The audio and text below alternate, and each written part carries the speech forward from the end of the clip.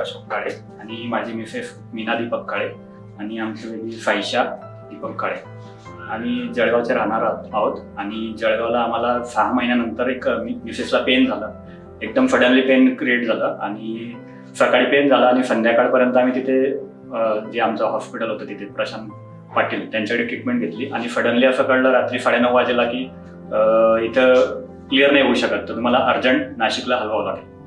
तर त्यांनी सांगितलं की जळगावला तुम्ही कुठं दाखवू नका, तुम्ही नाशिकला अशोका मेडिकवर हॉस्पिटल तिथे घेऊन जावा, कारण तिथे सर्व एका ठिकाणी तुमचं MRI किंवा जे पण काही इंडोस्कोपी लॅप्रोस्कोपी सर्व फॅसिलिटी एका ठिकाणी अवेलेबल आहे आणि लेटेस्ट टेक्नॉलॉजी तिथे अवेलेबल आहे.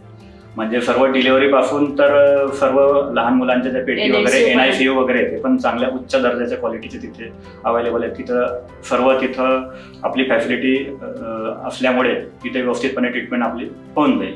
जळगावला तुम्ही न थांबता तुम्ही जितक्या लवकर होईल तितक्या लवकर तुम्ही इथून निघण्याचा प्रयत्न करावा. त्यामुळे आम्ही सडनली अचानक डिसिजन घेतलं आणि 5 मिनिटांमध्ये आम्ही ॲम्ब्युलन्स पण तिथे बोलवली आणि इथे निघालो आम्ही 9:30ला. जवळपास 3-3:30 आम्हाला लागले, म्हणजे झाले इथं सकाळचे यायला. आणि त्यांनी सरांनी फोन करून दिलेला होता सबमिस सरांना, फाईल हातात घेतली, त्यांनी पूर्ण चेक केलं आणि पूर्ण त्या प्रकारे त्यांनी ट्रीटमेंट चालू केली सकाळी 4-4:30-5 वाजेपासून. 6 एप्रिल 2024 या दिवशी सकाळी 9:30-10 वाजेला आम्हाला 2 ट्विन्स बाळ झाले आणि ते 6 महिन्यामध्ये डिलिव्हरी असल्यामुळे ते प्रीमॅच्युअर्ड झाले. ते म्हणजे अशी क्रिटिकल कंडिशनच उद्भवली की जेणेकरून प्रीमॅच्युअर डिलिव्हरी करावी लागली, बिकॉज ब्लड युट्रस रप्चर झाल्यामुळे जो प्लॅसेंटा म्हणजे बाहेर न येता वरच्या वर राहिला. त्याच्यामुळे श्रद्धा मॅडमनी ट्रीट केलं.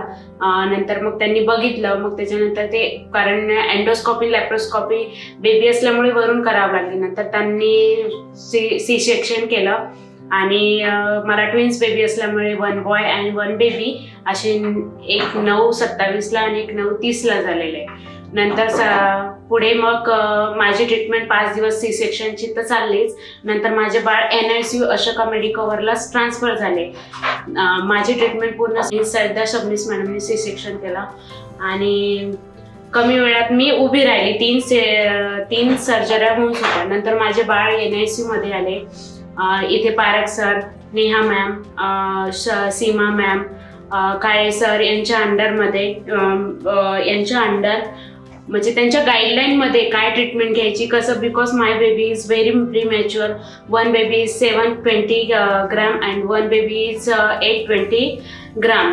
आम्हाला असं वाटलं की सगळं काही आता म्हणजे काहीच राहिलं नाही, कारण मी पण खूप क्रिटिकल होती, बेबीज पण क्रिटिकल होते.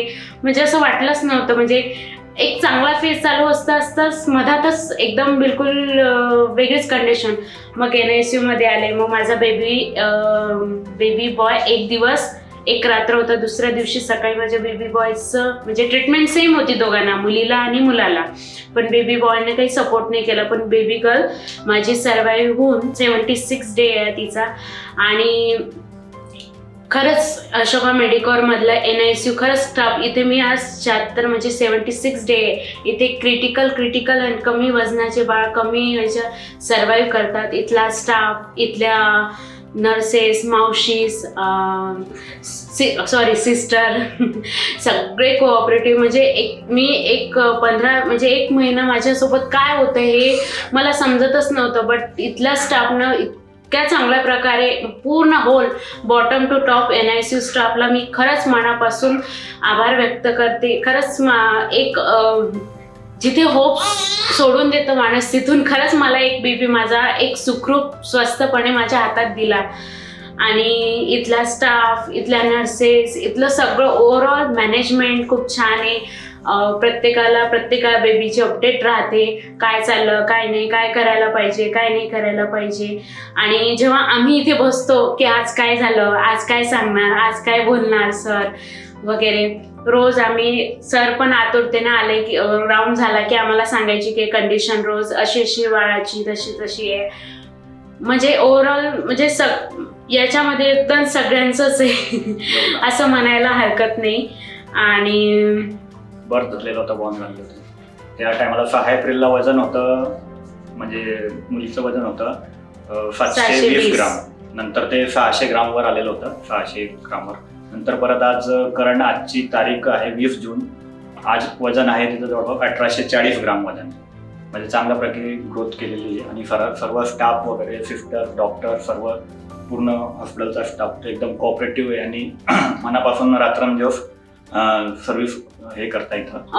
म्हणजे मी इथे स्वतः 76 डे राहिलेली आणि मी रोज काही ना काही वेगवेगळ्या केसेस बघितल्या आहे आणि त्या चांगल्या होताना बाहेर आलेल्या आहे. त्याच्यामुळे खरंच खूप छान वाटलं की नाही बा, चांगलं हॉस्पिटल वगैरे, म्हणजे जिथे आशा सांगते की नाही बा पण करतील, डॉक्टर करतील, एक हा पण विश्वास असतो.